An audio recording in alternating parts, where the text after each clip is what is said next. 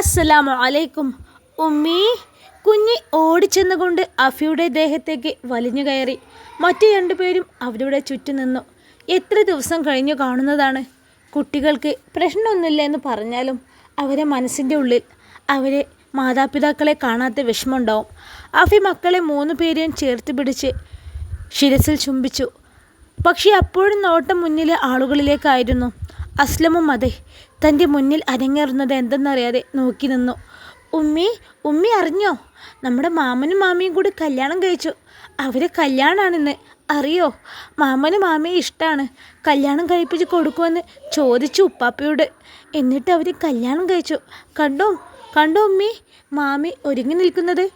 കുഞ്ഞി കൊഞ്ചി പറയുന്നത് കേട്ടതും അസ്ലമും അഫിയും മുഖത്തോട് മുഖം നോക്കി. അവർക്ക് വിശ്വസിക്കാൻ കഴിഞ്ഞില്ല. അവരുടെ മുഖത്ത് ഭീതിയും അനിഷ്ടവും നിറഞ്ഞു നിന്നിരുന്നു.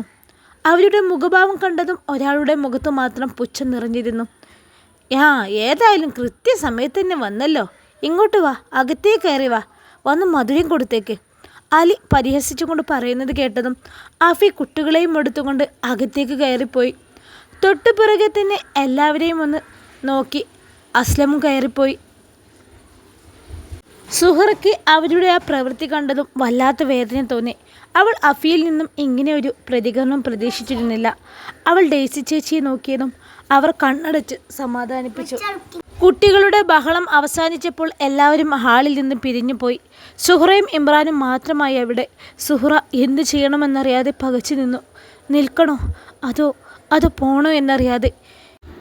ഇവിടെ ഇങ്ങനെ നിൽക്കുമ്പോൾ പോയ എന്ത് കരുതുമെന്നറിയാതെ അവൾ ഉയറി. പക്ഷേ അവൻ തന്നെ സുഹറയൊന്ന് നോക്കി നിശ്വസിച്ചുകൊണ്ട് അകത്തേക്ക് കയറിപ്പോകുന്നത് കണ്ടതും അവൾക്ക് ആശ്വാസം തോന്നി. അവൻ തൻ്റെ കൺമുന്നിൽ നിന്നും അകന്നു പോയെന്ന് മനസ്സിലായതും അവൾ തൻ്റെ റൂമിലേക്ക് കയറിപ്പോയി. ഉടനെ തന്നെ ഇട്ടിരുന്ന വസ്ത്രങ്ങളെല്ലാം അയച്ചു വെച്ച് വേറെ ഒരെണ്ണം എടുത്തിട്ടു. എന്തോ ഭാരം ദേഹത്ത് നിന്ന് ഇറങ്ങിപ്പോയ പോലെ തോന്നി അവൾക്ക്. തലയിലെ തട്ടം എടുത്തിട്ടപ്പോൾ ആണ് അവൾ തൻ്റെ മാറിൽ പറ്റിച്ചേർന്ന് കിടക്കുന്ന മഹറിൽ അവളുടെ കണ്ണുകളുടക്കിയത്. അവൾ അത് തൻ്റെ കൈകളിൽ എടുത്തു നോക്കി.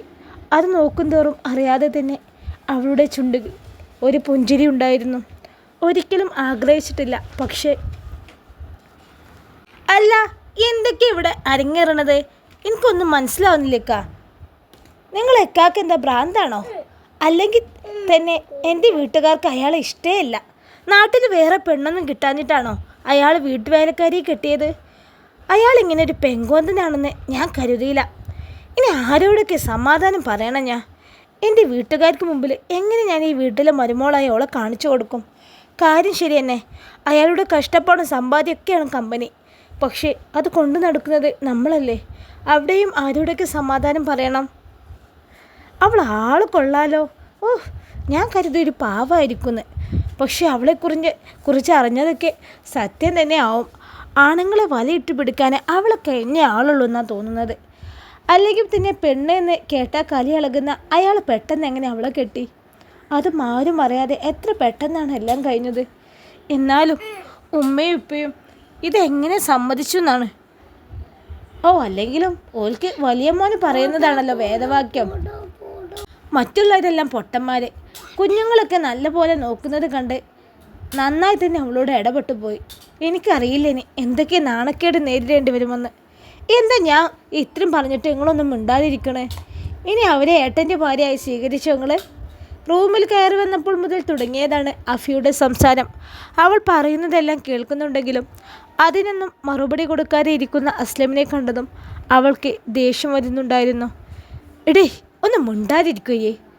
ഈ പറയുന്ന നാണക്കേടും ദേഷ്യമൊക്കെ എനിക്കുണ്ട്. ഞാൻ അറിഞ്ഞുകൊണ്ടാണോ ഈ കല്യാണം നടന്നത്? നമ്മൾ വരുന്നതിന് മുമ്പേ ധൃതി പിടിച്ചുകൊണ്ട് നടത്തിയെടുക്കണം എങ്കിലും ഇക്കയുടെ മനസ്സിൽ എന്തോ ഉണ്ട്. ഇക്ക ഒരിക്കലും മനസ്സോടെ ഗതിയില്ലാത്തൊരു പെണ്ണിനെ കിട്ടൂല. എന്തോ ഒരു വലിയ ഉദ്ദേശം ഇതിന് പിന്നിലുണ്ട്. എനിക്കറിയാം എന്ത് വേണമെന്ന്. കാത്തിരുന്ന് കാണാം നമുക്ക്. ഈ വീട്ടിലൊരു വേലക്കാരിയുടെ വില തന്നെ കൊടുത്താൽ മതി. അതിലേറെ ഒന്നും വേണ്ട. ഇത്രയും കാലം അവൾ സുഖം അനുഭവിച്ചെങ്കിലേ ഇനി അറിയാൻ പോകുന്നത് ശരിക്കൊരു വേലക്കാരി എങ്ങനെ ആവണമെന്നാണ്. നോക്കിക്കോ, ഒരിക്കലും സന്തോഷിക്കൂല അവൾ. തൻ്റെ മനസ്സിലെടുത്ത തീരുമാനങ്ങളോടെ അസ്ലം ഹഫിയെ നോക്കി. അത് മനസ്സിലായ പോലെ അവളും തലയാട്ടി. ഒരുപാട് സമയം ഇരുന്ന് മുറിയിൽ ചിന്തിച്ചിരുന്ന് തല മരവിച്ചപ്പോൾ സുഹറ അടുക്കളയിലേക്ക് നീങ്ങി. അവിടെ ഡേസി ചേച്ചിയുണ്ട്. രാത്രി ഏറെ വൈകിയിട്ടുണ്ട്. ഭക്ഷണം കഴിക്കാനും വേറെ ഒന്നിനും തന്നെ ഇന്ന് മുറിയിൽ നിന്ന് പുറത്തിറങ്ങിയിട്ടില്ല. അഫി വന്നതുകൊണ്ടാവും കുട്ടികളെയും ഈ വഴിക്ക് കണ്ടിട്ടില്ല. അഫി ഓർത്തതും മനസ്സിൽ എന്തോ ഒരു വിഷമം. ഇവിടെ വന്നത് മുതൽ ഒരു സഹോദരിയെ പോലെയാണ്. എന്നാൽ ഇന്നത്തെ അഫിയുടെ ഭാവം നോക്കിയപ്പോൾ തന്നെ ഉള്ള കണ്ണുകളിലെ ദേഷ്യം. ഒറ്റയടിക്കാണ് അവൾക്ക് ഞാൻ ശത്രുവായത്. ആലോചിച്ച് അവൾ അടുക്കളയിലെത്തിയതൊന്നും അറിഞ്ഞില്ല. ഓ വന്നോ? എത്ര പ്രാവശ്യം ഞാൻ ഭക്ഷണം കഴിക്കാൻ വിളിച്ചോ? രാവിലെ മുതൽ പട്ടിണിയാണ്. നല്ലൊരു ദിവസമായിട്ട് പട്ടിണി കിടക്കണ ആളെ ഞാൻ ആദ്യമായിട്ട് കാണാണ് പെണ്ണെ. ഇത് പിടിച്ച പെണ്ണെ, മുഖത്ത് ക്ഷീണം നല്ല പോലെ കാണാണ്ട്. ഡേസി ചേച്ചി അവളെ കണ്ടതും സ്നേഹപൂർവ്വമുള്ള ശാസനയോടെ ഒരു ഗ്ലാസ് ജ്യൂസ് അവളുടെ കയ്യിലേക്ക് വെച്ചു കൊടുത്തു. അവൾ അത് വാങ്ങി വീണ്ടും ആലോചിച്ച് നിൽക്കുകയാണ്. എന്താ പെണ്ണെ എനിക്കിത്ര ആലോചിച്ച് കൂട്ടാനേ? ഇവിടെ ആർക്കും എന്നെ ഇഷ്ടമായില്ലല്ലേ? ഒരു കരച്ചിലൂടെ ഡേസി ചേച്ചിയുടെ നെഞ്ചിലേക്ക് വീണുകൊണ്ട് ഉള്ളിലുള്ള സംശയങ്ങൾ പങ്കുവച്ചു. ഡേസി ചേച്ചി അവളുടെ മുഖത്തെ മെല്ലെ തട്ടി ആശ്വാസം പകർന്നു. കിടക്കാനായില്ലേ? വാതിൽക്കൽ നിന്നും ഇമ്രാൻ്റെ ശബ്ദം ഉയർന്നതും ഡേസിയും സുഹറയും ഒരുപോലെ അവനെ നോക്കി നിന്നു. തന്നെ മാത്രം നോക്കി നിൽക്കുന്ന സുഹറയുടെ അടുത്ത് ഇമ്രാൻ ഒന്നുകൂടി ആ ചോദ്യം ആവർത്തിച്ചു. എന്താ കിടക്കാനായില്ലേ? ഇയാൾ എന്തിനാവും എന്നോട് കിടക്കാൻ ആവശ്യപ്പെടുന്നത് എന്നോർത്ത സുഹറക്ക് അതേസമയം തന്നെ ഓർമ്മ വന്നു. ഇപ്പോൾ ഇദ്ദേഹം എൻ്റെ ഭർത്താവാണെന്ന്. ആ ഓർമ്മ പക്ഷേ അവളിൽ ഭയമാണ് നിറച്ചത്. ഇന്ന് തൻ്റെ കല്യാണം കഴിഞ്ഞ രാത്രിയാണ്, അതായത് ആദ്യ രാത്രി. ആ ഒരു ഓർമ്മ അവളിൽ ഞെട്ടലുണ്ടാക്കി. സുഹറ മോളെ ചെല്ലേ, നിന്നെ വിളിക്കാൻ വേണ്ടിയാണ് ഇമ്രാൻ വന്നത്. ആദ്യം തന്നെ മുഷിപ്പിക്കേണ്ട. ഡേസി ചേച്ചി പറയുന്നത് കേട്ട് സുഹറ അവളുടെ മുഖത്തേക്ക് നോക്കി. അവളുടെ ദയനീയഭാവം കണ്ട് ഡേസിക്ക് അലിവ് തോന്നി. പക്ഷെ തന്നെ കൊണ്ട് ഒന്നും തന്നെ സാധ്യമല്ല. ഇമ്രാന് പിറകിൽ ഒരു പൂച്ചക്കുട്ടിയെ പോലെ നടന്ന് അകലുന്നവളെ അവർ നോക്കി നിന്നു. ഇമ്രാൻ്റെ കൂടെ മുറിയിലേക്ക് അടുക്കും തോറും സുഹറയുടെ നെഞ്ചിടിപ്പ് കൂടിക്കൊണ്ടേയിരുന്നു. അവളുടെ മനസ്സിലേക്ക് ഏറ്റവും കൂടുതൽ ക്രൂരത ഏറ്റുവാങ്ങേണ്ടി വന്ന ആ രാത്രി കടന്നു വന്നു. ഓർമ്മയുടെ ഭാരത്തിൽ അവൾ വിറച്ചുപോയി. ഒരിക്കലും ഈ മുറിയിൽ കാല് കുത്തരുത് എന്ന് പറഞ്ഞ ആൾ തന്നെയാണ് ഇപ്പോൾ തന്നെ ഈ മുറിയിലേക്ക് കൂട്ടിക്കൊണ്ട് വന്നിരിക്കുന്നതെന്ന് ഓർത്തു സുഹ്റ. മുറിയുടെ വാതിൽ തന്നെ നോക്കി നിൽക്കുന്ന സുഹ്റയെ നോക്കി ഇമ്രാൻ ഒരു നിമിഷം നിന്നു. വാ കയറിപ്പോരെ, അത്രയും പറഞ്ഞുകൊണ്ട് ആൾ അകത്തേക്ക് കയറി. സുഹ്റയും ഒരു നിമിഷം ആലോചിച്ചുകൊണ്ട് അകത്തേക്ക് മെല്ലെ ചുവടുകൾ വെച്ചു. 2 പ്രാവശ്യം ഈ മുറിയിൽ വന്നിട്ടുണ്ടെങ്കിലും പൂർണ്ണമായും ഈ റൂമിലെ ഒന്നും കണ്ടിട്ടില്ല. ഈ വീട്ടിലെ മറ്റു മുറികളേക്കാൾ വലുപ്പമുണ്ടെന്ന് തോന്നിപ്പോയി അവൾക്ക്. പലപ്പോഴും ഈ മുറിയിലെ അതിശയങ്ങളിൽ ഒന്നായി തോന്നിയിട്ടുള്ളത് ഈ കുഞ്ഞിൻ്റെ ഫോട്ടോയാണ്. ചുമരിൽ നിറയെ ചിരിക്കുന്ന മുഖമുള്ള ഉണ്ട കവിളുകളുള്ള ഒരു 1.5 വയസ്സുകാരുടെ ചിത്രമാണ്. ആരാണവൾ? അറിയാൻ ആഗ്രഹമുണ്ട്. പക്ഷേ ചോദിക്കാൻ. ഇവിടെ ഇരിക്ക്, എനിക്ക് കുറച്ച് സംസാരിക്കാനുണ്ട്. ഞാനൊന്ന് കുളിക്കട്ടെ. അത്രയും പറഞ്ഞുകൊണ്ടവൻ വാതിലടച്ചുകൊണ്ട് ബാത്റൂമിലേക്ക് കയറിപ്പോകുന്ന അവനെ അവൾ നോക്കി നിന്നു. ആ കുഞ്ഞിൻ്റെ മുഖം ഹൃദയത്തിൽ പതിപ്പിച്ച് നടക്കുമ്പോഴാണ് സൈഡിലായി ബാൽക്കണി വാതിൽ തുറന്നിട്ടിരിക്കുന്നത് കാണുന്നത്. സുഹറ അങ്ങോട്ട് ഇറങ്ങിച്ചെന്നു. ചെറിയൊരു കാറ്റ് വീശുന്നുണ്ട്. എന്നാലും അവിടെ നിന്ന് ഇരുട്ടിലേക്ക് നോക്കുമ്പോൾ മനസ്സ് കുളിരുന്നുണ്ടെന്ന് തോന്നി. ഇതുപോലെ ചെറിയ കാറ്റ് വീശുന്ന തണുപ്പുള്ള ഒരു രാത്രിയെ സാക്ഷിയാക്കിയല്ലേ ഞാൻ ഈ വിവാഹത്തിന് തയ്യാറായത്. അന്ന് ഉപ്പയുടെ ഫോൺ അയാളിൽ എത്തിച്ചേർന്നിരുന്നെങ്കിൽ ഒരിക്കലും ഞാൻ ഈ വിവാഹത്തിന് സമ്മതിക്കില്ല. ഉപ്പ പറഞ്ഞതുപോലെ നാട്ടിലേക്ക് പോയതിന് പിറ്റേ ദിവസം എന്തൊക്കെ ബാധ്യതകളുണ്ടെന്ന് പറഞ്ഞാലും സുഹറയുടെ മനസ്സ് അന്നത്തെ രാത്രിയുടെ ഓർമ്മകളിലേക്ക് സഞ്ചരിച്ചു. ഉപ്പാൻ്റെ കുട്ടി ഇഷ്ടം പോലെ ചെയ്തോ, ഇനി എല്ലാം ഉപേക്ഷിച്ചു വന്നാലും ഉപ്പാക്ക് സന്തോഷം. ആകെയുള്ള കിടപ്പാടം നമുക്ക് വിൽക്കാം, അവിടെ ഉരുകി നിൽക്കണ്ട. ഉപ്പയുടെ ആ വാക്കുകൾ ചെന്ന് പതിച്ചത് ഫോൺ തട്ടിപ്പറിച്ചുകൊണ്ട് ചെവിയോട് ചേർത്ത് വെച്ച ഇമ്രാനിലായിരുന്നു. തൻ്റെ പ്രവൃത്തിയിൽ അമ്പരന്ന് നിൽക്കുന്ന സുഹ്റയുടെ മുഖത്തേക്ക് നോക്കി മൃദുവായി ഒന്ന് ചിരിക്കാനും അവൻ മറന്നില്ല. ഉപ്പ പറഞ്ഞതെല്ലാം അയാൾ കേട്ടിരിക്കും. ഇനി എന്താവും അയാൾ ഉപ്പാക്ക് കൊടുക്കുന്ന മറുപടി എന്നറിയാൻ സുഹ്റ അതിവേഗം മിടിക്കുന്ന ഹൃദയമായി കാതോർത്ത് നിന്നു. അസ്സലാമു അലൈക്കും. സുഹ്റയുടെ ഫോണിൽ പെട്ടെന്നൊരു പൊതുശബ്ദം കേട്ടവൾ മജീദ്ക്ക ഫോൺ ചെവിയിൽ നിന്ന് മാറ്റി പിടിച്ച് ഒരു നിമിഷം നോക്കി. അവളുടെ ഫോണിൽ പെട്ടെന്ന് ആരാണ് എങ്കിലും കേട്ട് സലാം മടക്കിക്കൊണ്ട് മറുപടി കൊടുത്തു. ഞാൻ ഇമ്രാൻ. സുഹ്റ പറഞ്ഞറിഞ്ഞു കാണില്ലല്ലേ? സുഹ്റയുടെ ബാപ്പ? അവൻ്റെ ചോദ്യങ്ങൾക്ക് ഉത്തരമെന്നോണം അയാൾ മൂളി. കല്യാണക്കാരൻ സംസാരിക്കേണ്ടത് പെണ്ണിൻ്റെ ഉപ്പയോടാണെന്നറിയാം. ആദ്യം അറിയേണ്ടത് പെണ്ണിൻ്റെ തീരുമാനമാണെന്ന് തോന്നി. ഉപ്പ അവളോട് നാട്ടിലേക്ക് വരാൻ പറയുകയാണെന്നറിയാം. ഒരിക്കൽ എൻ്റെ വാക്കുകൾ നിങ്ങൾ രണ്ടുപേരും കേൾക്കണം. എൻ്റെ കൂടെ നിൽക്കണം. നിങ്ങളുടെ കടങ്ങളെല്ലാം ഞാൻ ഏറ്റെടുത്തോളാം. ജീവിക്കാൻ മാസാമാസം പണവും അയക്കാം. കുടുംബം പൂർണ്ണമായിട്ടും ഞാൻ ഏറ്റെടുക്കാം. ഇനി ഒരു ബുദ്ധിമുട്ടും സുഹ്റയും അറിയണ്ട, അങ്ങളും അറിയണ്ട. ഇതിനൊക്കെ പ്രത്യുപകാരമായി എനിക്കൊരു കാര്യം ചെയ്തു തന്നാൽ മതി. അതെന്തായിരിക്കുമെന്നറിയാൻ സുഹ്റ ഇമ്രാനെ ആകാംക്ഷയോടെ നോക്കി. ഒരു നിമിഷം വാക്കുകൾ മുറിച്ചു കൊണ്ടവൻ വീണ്ടും തുടർന്നു. എൻ്റെ ജീവിതത്തിൽ ഒരുപാട് സങ്കടങ്ങൾ ഉണ്ടാക്കുന്ന ഒരു കാര്യം നടന്നിട്ടുണ്ട്. എൻ്റെ മനസ്സിനെ മാനസികമായി തളർത്തി കളയാൻ മനഃപൂർവ്വം ഉണ്ടാക്കിയ കാര്യങ്ങൾ. ഏകദേശം 4-5 വർഷങ്ങൾ അവരുടെ ഉദ്ദേശം നടക്കുകയും ചെയ്തു. ഞാൻ സ്വപ്നം കണ്ട പോലെ വളർത്തിക്കൊണ്ടുവന്ന കമ്പനി പോലും നോക്കാൻ പറ്റാത്ത അവസ്ഥയിലേക്ക് എന്നെ തള്ളിവിട്ടു. അതാരെന്ന് കണ്ടുപിടിക്കാൻ എനിക്ക് ഈ വിവാഹം കൊണ്ട് സാധിക്കും. സുഹ്റയ്ക്ക് ഒരിക്കലും ഈ വിവാഹത്തിൽ താല്പര്യമില്ല എന്നറിയാം. എനിക്കും അതെ. ഒരിക്കലും ഞാനും ഒരു വിവാഹത്തിന് തയ്യാറല്ല. എന്താ അയാൾ പറഞ്ഞു വരുന്നതെന്നറിയാതെ സുഹ്റ നോക്കി. സുഹ്റയുടെ ഒരിക്കലും ജീവിത ഭാരം ഇത് സുഹ്റയ്ക്കാവില്ല. അതും ഇവിടെ ചെയ്യുന്ന ജോലിയുടെ ഭാഗമായി കണ്ടാൽ മതി. എൻ്റെ വീട്ടിലുള്ളവരും ഉപ്പയും അല്ലാതെ മറ്റാരും ഈ വിവാഹം നടന്നത് അറിയാനും പോകുന്നില്ല. എൻ്റെ ഉദ്ദേശങ്ങൾ പൂർത്തിയായി കഴിഞ്ഞാൽ സുഹ്റയ്ക്ക് താല്പര്യമുണ്ടെങ്കിൽ നാട്ടിലേക്ക് മടങ്ങാം. അല്ലെങ്കിൽ ഒരിക്കലും പൊരുത്തപ്പെടാനായില്ലെങ്കിൽ മാത്രം ഞാനൊരു തടസ്സമാവില്ല. എന്നെ സഹായിക്കണം രണ്ടുപേരും. ഇതൊരു അപേക്ഷയായി കണ്ടാൽ മതി. വീട്ടിൽ ആരോടും അറിയിക്കണ്ട. പക്ഷേ എല്ലാം കഴിഞ്ഞ് സുഹ്റയ്ക്ക് ഇവിടെ മടങ്ങണമെന്ന് തോന്നിയാൽ ഇവിടെ നിന്നും ഒരു ബാധ്യത ആവാൻ പാടില്ല. ഞാനും. അപ്പോൾ ഇതിനെ സമ്മതിച്ചാൽ നിങ്ങളുടെ കടങ്ങളും ബാധ്യതകളും എല്ലാം തീരും. ആലോചിച്ച് നോക്കൂ. അത്രയും പറഞ്ഞുകൊണ്ട് സുഹ്റയെ ഒരു നിമിഷം നോക്കിക്കൊണ്ട് ഫോൺ അവളുടെ കയ്യിലേക്ക് വെച്ച് നീട്ടിയവൻ അവനിൽ നിന്ന് ഫോൺ വാങ്ങി ചെവിയോട് ചേർത്തപ്പോഴേക്കും അവൻ അകത്തേക്ക് പാഞ്ഞു പോയിരുന്നു. ഉപ്പാ, മോള് ശരിയായ തീരുമാനം എടുത്ത മോളെ. എല്ലാ പ്രശ്നങ്ങളും കടങ്ങളും ഇതോടെ അവസാനിക്കുമെങ്കിൽ ഇത് നല്ലതല്ലേ എന്നാണ് എൻ്റെ ആലോചന. പക്ഷേ തീരുമാനം എടുക്കേണ്ടത് മോളാണ്. എന്തായാലും ഈ ഉപ്പാക്ക് സമ്മതം. സംസാരം മുറിഞ്ഞ ഫോണിലേക്ക് നോക്കി സുഹ്റ നിന്നു. എന്ത് തീരുമാനം എടുക്കും? ജോലിയുടെ ഭാഗമൊക്കെയായി ആരെങ്കിലും വിവാഹമൊക്കെ കഴിക്കോ? പക്ഷേ ഇത് തനിക്ക് നല്ലതാണെങ്കിൽ എല്ലാ പ്രശ്നങ്ങളും ഇതോടെ അവസാനിച്ച് എൻ്റെ കുഞ്ഞുയുടെ അടുത്തേക്ക് പെട്ടെന്ന് മടങ്ങാൻ ഇതാണൊരു മാർഗ്ഗമെങ്കിൽ അയാൾ ചോദിച്ചതിൽ സഹായം മാത്രമാണ്. അത് ചെയ്തു കൊടുത്താൽ ഇത്രത്തോളം തന്നെ സഹായിക്കണമെങ്കിൽ അത്രയും വലിയ കാര്യം എന്തെങ്കിലും ആവാതിരിക്കില്ല. പക്ഷേ എന്നെ തന്നെ എന്തിനയാൾ തിരഞ്ഞെടുത്തു?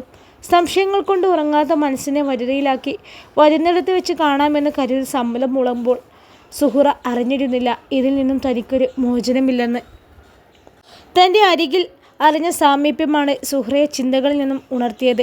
നെട്ടിപ്പിടഞ്ഞുകൊണ്ട് തൻ്റെ അരികിൽ നിൽക്കുന്നവനെ നോക്കിയതും കണ്ണുകൾ താഴേക്ക് പോയി. പറയാനുള്ളത് ഇവിടെ നിന്ന് പറഞ്ഞാൽ മതിയോ സുഹ്റ? അവളുടെ സമ്മതം ഒരു മൂളലിൽ ഒതുങ്ങി. അവനൊന്ന് നിശ്വസിച്ചുകൊണ്ട് കൈകൾ പിണിച്ചുകെട്ട് അവിടെ നിന്നും ദൂരേക്ക് നോട്ടമെറിഞ്ഞു നിന്നു. എൻ്റെ മുറിയിൽ നിറച്ചു വെച്ചിരിക്കുന്ന ഫോട്ടോ നീ കണ്ടു കാണില്ലേ? അതെൻ്റെ മോളാണ്. 1.5 വയസ്സിൽ എനിക്ക് നഷ്ടപ്പെട്ടു പോയ എൻ്റെ മോള്. അവളുടെ കൂടെ ഒരു ഫോട്ടോ കൂടി ഉണ്ടായിരുന്നു. അല്ല, 2 ഫോട്ടോ. എൻ്റെ എല്ലാം ആയിരുന്നു അവളുടെ ഫോട്ടോ. ഞാനും എൻ്റെ മോളും അവളും സന്തോഷത്തോടെ ചിരിച്ചു നിൽക്കുന്ന ഫോട്ടോ. സംസാരത്തെ അവൻ പെട്ടെന്ന് മുറിച്ച് കരഞ്ഞപ്പോൾ ശബ്ദമൊന്ന് ഇടറിയോ എന്ന് തോന്നി സുഹ്റയ്ക്ക്. ഒരുപാട് ഇഷ്ടമായിരുന്നു എനിക്ക്. പക്ഷേ ഇവിടെ നിന്ന് മാറ്റേണ്ടി വന്നു. വേദനയോടെയാണെങ്കിലും ഭാവി എന്താണെന്ന് അറിയില്ലെങ്കിലും പുതിയൊരു ജീവിതം തുടങ്ങുമ്പോൾ ആ ഫോട്ടോ ഇവിടെ വേണ്ടെന്ന് തോന്നി. അവളെ ഞാൻ ഹൃദയത്തിൽ ചേർത്ത് വെച്ചിട്ടുണ്ടല്ലോ, അത് മതി. ഒരു പെണ്ണിനെ നിക്കാഹ് കഴിക്കുമ്പോൾ അവൾക്ക് വേദന ഉള്ളതൊന്നും ഉണ്ടാവരുതെന്ന് നിർബന്ധമുണ്ട്. അതുകൊണ്ട് ഇനി അത് റൂമിൽ വേണ്ടെന്ന് തോന്നി. ഒന്ന് നിർത്തിക്കൊണ്ട് വീണ്ടും പുറത്ത് ഇരുട്ടിലേക്ക് നോക്കി നിൽക്കുന്നവനെ സുഹ്റ ഒരു നിമിഷം നോക്കി. ആ ഉമ്മയുടെയും കുട്ടിയുടെയും ഓർമ്മകളിലാണവനെന്ന് തോന്നി സുഹ്റയ്ക്ക്. എന്നിട്ട് അവർ 2 പേരും ഇപ്പോൾ എവിടെ? താൻ പോലും അറിയാതെ വായിൽ നിന്നും ചാടിപ്പോയ ചോദ്യത്തെ ഭയന്നുകൊണ്ട് സുഹ്റ 2 കൈകൾ കൊണ്ടും വായ പൊത്തി. ഇവിടെ ഇല്ലടോ. 2 പേരും എന്നെ തനിച്ചാക്കി അങ്ങ് പോയി. അള്ളാഹുവിൻ്റെ വിളിക്കുത്തിരി നൽകി. കുറച്ച് നേരത്തെ ആയിപ്പോയി. അവരുടെ കൂടെ ജീവിച്ച് കൊതി തീരാത്ത എന്നെ തനിച്ചാക്കി. നീണ്ട നിശബ്ദതയ്ക്ക് ശേഷം ഇമ്രാൻ പറഞ്ഞു തുടങ്ങി. അവൻ്റെ സ്വപ്നങ്ങളെല്ലാം തകർന്നടിഞ്ഞ നാളുകളെക്കുറിച്ച്, തൻ്റെ പാതിയായവർ തന്നെ വിട്ടുപോയ ദിവസത്തെക്കുറിച്ച്. എല്ലാത്തിനും കാതോർത്തുകൊണ്ട് സുഹ്റയും ഇമ്രാനെ നോക്കി നിൽക്കുന്തോറും അയാളുടെ മുഖത്ത് സന്തോഷങ്ങളും സങ്കടങ്ങളും ഒരുപോലെ മിന്നുമായുന്നത് പോലെ തോന്നി അവൾക്ക്. അയാൾ ഓർമ്മയുടെ ആഴങ്ങളിലാണെന്നും ഇമ്രാൻ പറയുന്ന സുഹ്റ അയാളിൽ നിന്നും ദൃഷ്ടി മാറ്റാതെ കേട്ടുകൊണ്ടിരുന്നു. അവൾ സുൽത്താന പാവായിരുന്നു.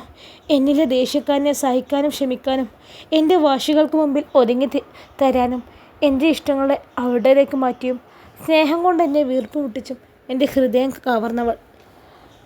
വളരെ വലിയൊരു വീട്ടിലായിരുന്നു അവൾ. ഒരുപാട് സ്വത്തുക്കളുള്ള സമ്പത്തുള്ള വീട്ടിലെ ഒരു പെണ്ണ്. കണ്ടു കഴിഞ്ഞാൽ ഒരിക്കൽ പോലും കണ്ണെടുക്കാൻ തോന്നില്ല. അത്രയും സുന്ദരി. പക്ഷേ അവൾക്ക് ആകെ ഉണ്ടായിരുന്നൊരു കുറവ് എന്ന് പറയുന്നത് കണ്ണ് കാണില്ല എന്നത് മാത്രമായിരുന്നു. പക്ഷെ അവൾക്ക് അതൊരു കുറവായി എനിക്ക് തോന്നിയിട്ടില്ല. എല്ലാവരും പറഞ്ഞു വേണ്ട വേണ്ടാന്ന്, നിനക്ക് ഈ ബന്ധം ചേരില്ല എന്നൊക്കെ. പക്ഷെ എനിക്കവൾ മതിയായിരുന്നു. ഒറ്റ നോട്ടത്തിൽ എൻ്റെ ഹൃദയം കവർന്നവൾ. പണത്തിന് മുകളിൽ പരുന്തും പറക്കില്ല എന്ന് പറയുന്നത് പോലെ പണം അതിനായിരുന്നു മുൻതൂക്കം. പക്ഷേ ഒരുപാട് കുറ്റപ്പെടുത്തലുകളും കളിയാക്കലുകളും കേൾക്കേണ്ടി വന്നിരുന്നു അവൾക്ക്. പക്ഷെ ഒരു പരാതി പോലും അവൾ എൻ്റെ മുന്നിൽ പറഞ്ഞിട്ടില്ല. അവൾക്ക് ഞാൻ മതിയായിരുന്നു. എൻ്റെ സ്നേഹം മാത്രം. അവളുടെ സ്നേഹത്തിൽ ഞാനും ഒരു അന്ധനായിരുന്നു. അന്നും ഇതുപോലെ ആയില്ല, അതിലേറെ ഓട്ടായിരുന്നു. ഇന്നത്തെ കമ്പനി ഈ രീതിയിൽ മാറ്റിയെടുക്കാൻ. അവളുടെ അടുത്ത് നിന്ന് പോയാൽ പിന്നെ മാസങ്ങളോളം കഴിഞ്ഞാവും തിരിച്ചെത്തുന്നത്. വന്നാൽ പിന്നെ അവളുടെ സ്നേഹത്തണലിൽ ഞാനും ഒതുങ്ങിക്കൂടും. അന്ന് നാട്ടിലായിരുന്നു എല്ലാവരും. അസ്ലം നാട്ടിലെ കാര്യങ്ങൾ നോക്കി നടന്ന്, ഞാൻ ഇവിടെയും. ഉപ്പയും നാട്ടിൽ തന്നെ. ഞാൻ കല്യാണം കഴിക്കുന്നതിന് മുമ്പേ തന്നെ അസ്ലം വിവാഹം കഴിച്ചിട്ടുണ്ട്. വലിയ കുഞ്ഞുണ്ട്. എൻ്റെ ഓട്ടപ്പാച്ചിലിനിടയിൽ വൈകിപ്പോയി. വിവാഹം കഴിഞ്ഞ് ഏകദേശം 1 വർഷം കഴിഞ്ഞാവും ഒരു യാത്ര കഴിഞ്ഞ് വന്ന എന്നോട് അവൾക്ക് പറയാനൊരു സന്തോഷമുണ്ടായിരുന്നു. ഞങ്ങളുടെ കുഞ്ഞ്, അവൾ പിറക്കാൻ പോകുന്നു. അന്ന് ഞാൻ അനുഭവിച്ച സന്തോഷം നിനക്കറിയോ? എൻ്റെ ജീവൻ അവളുടെ വയറ്റിൽ. പിന്നീട് അങ്ങോട്ട് സന്തോഷനാളുകളായിരുന്നു. അവളുടെ കൂടെ തന്നെ ഇരുന്നു. അസ്ലിമിനെ ഏൽപ്പിച്ചു വിദേശത്തുള്ള എല്ലാ കാര്യങ്ങളും. അത് കുഞ്ഞിൻ്റെ വളർച്ച എനിക്ക് കാണാൻ വേണ്ടി മാത്രമായിരുന്നില്ല. ഒളിഞ്ഞും തെളിഞ്ഞും അവളെ ഗർഭാവസ്ഥയിലും കുറ്റം പറഞ്ഞ് തളർത്താൻ ശ്രമിക്കുന്നവരിൽ നിന്ന് രക്ഷിക്കാൻ കൂടെയായിരുന്നു. നിനക്കറിയോ, എൻ്റെ പെണ്ണ് ഒരിക്കൽ പോലും സങ്കടപ്പെട്ട് കണ്ടിട്ടില്ലായിരുന്നു. ആരൊക്കെ എന്തൊക്കെ പറഞ്ഞാലും അവൾക്കൊരു പ്രശ്നമല്ലായിരുന്നു. അന്നവൾ കരഞ്ഞു കരഞ്ഞു. അന്ന് എൻ്റെ ഷർട്ട് മുഴുവനും നനഞ്ഞു. എൻ്റെ സമാധാന വാക്കുകളൊന്നും വില പോയില്ല. അന്ന് വീട്ടിൽ എല്ലാവരും ഉണ്ടായിരുന്നു. അവൾക്ക് 7ാം മാസ ചടങ്ങ്. നിന്റെ കുട്ടിക്കും കണ്ണ് കാണാൻ സാധ്യതയില്ല. കണ്ണ് കാണാത്ത രണ്ടാളെയും നോക്കി ഇമ്രാൻ്റെ ജീവിതം കഴിയും. ഏതോ ഒരാളുടെ വായിൽ നിന്നും വീണ വാക്കുകൾ ചെന്ന് കൊണ്ടത് അവളുടെ ഹൃദയത്തിലാണ്. മുറിഞ്ഞു പോയടാ. കുട്ടിക്കും കണ്ണ് കാണില്ല എന്ന സങ്കടം പിന്നീട് കുഞ്ഞ് ജനിച്ച് എല്ലാവരോടും ചോദിച്ചു. കുട്ടിക്ക് കുഴപ്പമില്ല എന്നറിയുന്നത് വരെ ഉണ്ടായിരുന്നു. എന്നിട്ടും ചോദിച്ചു, അവളെ പറ്റിക്കാനല്ലല്ലോ എന്ന്. അതത്രയും അവൾക്ക് സങ്കടമുണ്ടാക്കിയിട്ടില്ലേടോ. പിന്നെ അങ്ങോട്ട് സ്വർഗമായിരുന്നു എൻ്റെ ജീവിതം. എൻ്റെ കുഞ്ഞിൻ്റെ കളിച്ചിരികൾ, അവളുടെ ഓരോ ചലനങ്ങളും വളർച്ചയും ഞാൻ ആസ്വദിച്ചു. അവൾ കമിഴ്ന്ന് വീണത്, മുട്ടിലിരുന്നത്, നടന്നത്, അങ്ങനെ ഓരോന്നും. പക്ഷെ ജോലിയിൽ നിന്ന് വിട്ടുനിന്നത് കൊണ്ട് ഒരുപാട് പ്രശ്നമുണ്ടായിരുന്നു. വീണ്ടും അവിടെയും ഇവിടെയുമായി ഞങ്ങളുടെ സ്നേഹം വളർന്നുകൊണ്ടേയിരുന്നു. ആദ്യത്തേക്കാൾ വിഷമായിരുന്നു പിന്നീടുള്ള വേർപിരിയൽ. കുഞ്ഞിനെ പിരിഞ്ഞിരിക്കുക എന്നത് വളരെ ബുദ്ധിമുട്ടുള്ള കാര്യം. എത്രയും പെട്ടെന്ന് തന്നെ അവളുടെ അടുത്തേക്ക് കൊണ്ടുവരാൻ അവളെ എൻ്റെ അടുത്തേക്ക് കൊണ്ടുവരാൻ വേണ്ടി ഈ വീട് വാങ്ങി. ഞങ്ങളുടെ സ്വർഗം കിനാവ് കണ്ടു. പക്ഷേ പിന്നീട് ഞാൻ കാണുന്നത് എൻ്റെ കുഞ്ഞിൻ്റെയും അവളുടെയും ജീവനില്ലാത്ത ശരീരം മാത്രമാണ്. കുഞ്ഞ് വെള്ളത്തിൽ മുങ്ങി മരിച്ചു എന്നതായിരുന്നു പോസ്റ്റ്മോർട്ടം റിപ്പോർട്ട്. അവൾ കൈമുറിച്ചും. പലരും പലതും പറഞ്ഞു. അവൾക്ക് അവീതമുണ്ടെന്ന് വരെ. അവൾ കുഞ്ഞിനെ കൊന്ന് സ്വയം ആത്മഹത്യ ചെയ്തു എന്ന് വരെ. ഇല്ലടോ, അവൾക്ക് കഴിയില്ല അങ്ങനെയൊന്നും ചെയ്യാൻ. അവൾക്കാവില്ല. അവൾ അത്രയും പാവമായിരുന്നു. സുഹ്റ ഇമ്രാൻ്റെ പുതിയൊരു ഭാവം കൂടി കാണുകയായിരുന്നു അവിടെ. കരച്ചിൽ നിർത്താൻ പാടുപെട്ടുകൊണ്ടവൻ ബാൽക്കണിയിൽ നിലത്ത് പടിഞ്ഞിരുന്നു. ഓർമ്മകൾ അത്രമേൽ ആഴത്തിൽ അവനെ മുറിവേൽപ്പിക്കുന്നുണ്ടെന്ന് തോന്നി അവൾക്ക്. സുഹ്റയുടെ കവിളിൽ നനവ് പടർന്നപ്പോൾ മാത്രമായിരുന്നു താനും കരയുകയായിരുന്നു എന്നവൾക്ക് ബോധ്യമായത്. പിന്നീട് അവിടെ നിശബ്ദതയായിരുന്നു. സുഹ്റയുടെ മനസ്സിൽ അവൻ പറഞ്ഞ ഓരോ കാര്യങ്ങളും വീണ്ടും വീണ്ടും തെളിഞ്ഞു നിൽക്കുമ്പോൾ അവൻ ഒരിക്കലും മറക്കാൻ കഴിയാത്ത രീതിയിൽ തന്നിലേറ്റ ആഘാതത്തിൻ്റെ ചുലയിൽ വീണ്ടും വീണ്ടും ആടി ഉലയുകയായിരുന്നു. കണ്ടുപിടിക്കണടോ, ആരാണ് എൻ്റെ സന്തോഷങ്ങൾക്ക് അവസാനമുണ്ടാക്കിയതെന്ന്, എൻ്റെ കുഞ്ഞിനെയും പെണ്ണിനെയും ഇല്ലായ്മ ചെയ്തത് ആരാണെന്ന് എന്ന്. ഇനി അവൾ ഒറ്റയ്ക്ക് ചെയ്തതാണെങ്കിൽ അതിനുള്ള കാരണം കണ്ടുപിടിക്കണം. എന്തെങ്കിലും ഉണ്ടാവും, എന്തായാലും കണ്ടുപിടിക്കണം. ഒന്നും ആലോചിക്കാതെ നടന്നതാണ് ഞാൻ. എൻ്റെ കമ്പനിയോ വീടോ ഒന്നും. പക്ഷേ എന്തൊക്കെയോ അല്ലെങ്കിൽ ആരൊക്കെയോ എൻ്റെ പിന്നിലുണ്ട്. ഈ കുടുംബത്തിൽ ഉള്ളവർ തന്നെ. ഉദ്ദേശം എന്താണെന്ന് അറിയണം. കൂടെ നിന്ന് ചതിച്ചത് അതാണ്, കണ്ടുപിടിക്കണം. അതിനുശേഷം പിന്നീട് ഞാൻ നാട്ടിലേക്ക് പോയിട്ടേ ഇല്ല. ഈ സ്വപ്ന വീട്ടിൽ, ഈ മുറിയിലൊതുങ്ങി. വീണ്ടും മനസ്സ് കയ്യിൽ ഒതുങ്ങാതെ ആകുമ്പോൾ കറങ്ങി. അങ്ങനെ ഒരു യാത്രയിലാണ് അന്ന് ഞാൻ നിന്നെ കാണുന്നതും രക്ഷിക്കുന്നതും.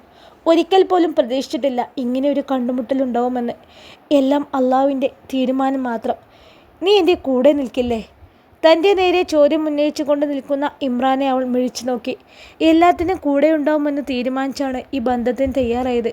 പക്ഷേ മനസ്സിലാവാത്തൊരു കാര്യം, എന്തിന് ഞാൻ? അവളുടെ സംശയങ്ങൾക്ക് ഉത്തരമെന്നോണം അവൻ പറഞ്ഞു തുടങ്ങി. തന്നെ എന്നെ രക്ഷിക്കാൻ വേണ്ടി പണം എടുത്തത് കമ്പനിയിലെ അക്കൗണ്ടിൽ നിന്നാണ്. സ്വന്തമാണെങ്കിലും കണക്കുകൾ രേഖപ്പെടുത്തിയപ്പോൾ ചോദ്യങ്ങൾ വന്നു. ഉത്തരം അവർ സ്വയം കണ്ടെത്തി. ഞാൻ രഹസ്യമായി കൊണ്ടു നടക്കുന്നവർക്ക് വേണ്ടിയെന്ന് മുദ്ര കുത്തി. ഒന്നും പറഞ്ഞില്ല, ആരെയും ബോധിപ്പിക്കേണ്ടിയുമെന്നില്ല. ഇനി ഞാൻ പറയും, നീയാണ് എൻ്റെ രഹസ്യക്കാരി എന്ന്. സത്യമാണല്ലോ. മറഞ്ഞിരിക്കുന്നവരെല്ലാം പുറത്തു വരട്ടെ. കളി ഞാൻ തുടങ്ങാൻ പോകുന്നതേയുള്ളൂ. ഇമ്രാൻ്റെ ശബ്ദം കടുത്തുപോയി. അവൻ വെളിപ്പെടുത്തിയ സത്യങ്ങൾ കേട്ട് സുഹ്റ അമ്പരന്നു. ഞാൻ കാരണം ഇദ്ദേഹം പഴി കേട്ടിരിക്കുന്നു. ഞാൻ അനുഭവിച്ചതെല്ലാം ഇദ്ദേഹം അനുഭവിച്ചിരിക്കുന്നു. എല്ലാം ഒരു പക്ഷേ പടച്ചവൻ്റെ തീരുമാനമായിരിക്കാം.